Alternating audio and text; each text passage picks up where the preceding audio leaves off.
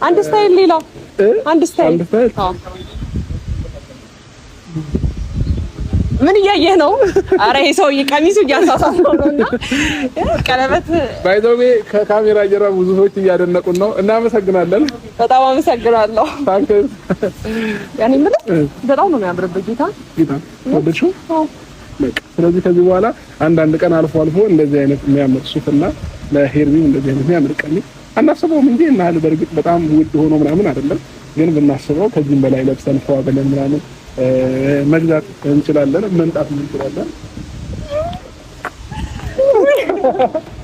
ያምራል። በጣም ነው የዳርኩት።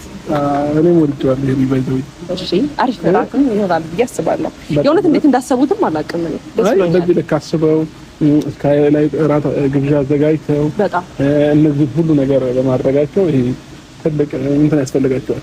ምንድነው የሚባለው? ምስጋና። እኛም የሆነ ቀን ደግሞ በደንብ አድርገን ፈካዘና ልናደርጋቸው ይገባል። እውነት ለመናገር ማለት ነው። በደንብ እንትን ምሬ ነው። ደስ ብሎኛል። እህትሽም ወንድምሽም በጣም ደስ የሚል ናቸው። ደስ ከሚል ፋሚሊ ጋር እንደተቀላቀሉ አጣባሽ ናቸው። ኧረ ምርጥ አጣባሽ ያርዳልኝ። በተለይ ወንድሜ አጣባሽ ነው በቃ በጣም እና አንቺ አብረን እንድንሆን ካላቸው ፍላጎት ካላቸው እንትን አንጻር ነው የውስጥ ፍላጎታቸውን ነው ያሳዩንና በጣም ደስ ይላል።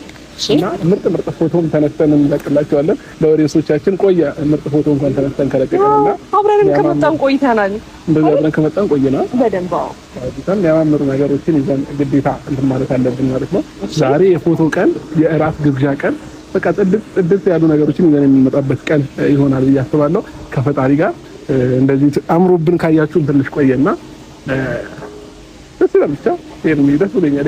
በእንደዚህ አይነት መንገድ ስለተገናኘን ደስ ብሎኛል። ከዛ ባለፈ ደግሞ ማለት ነው እኔ አንተ ሱፍ ለብሰህ ሳይ አንዳንድ ነገሮች አሉ። አንዳንድ ነገሮች ይመጣብኛል። ምን ይመጣብሻል?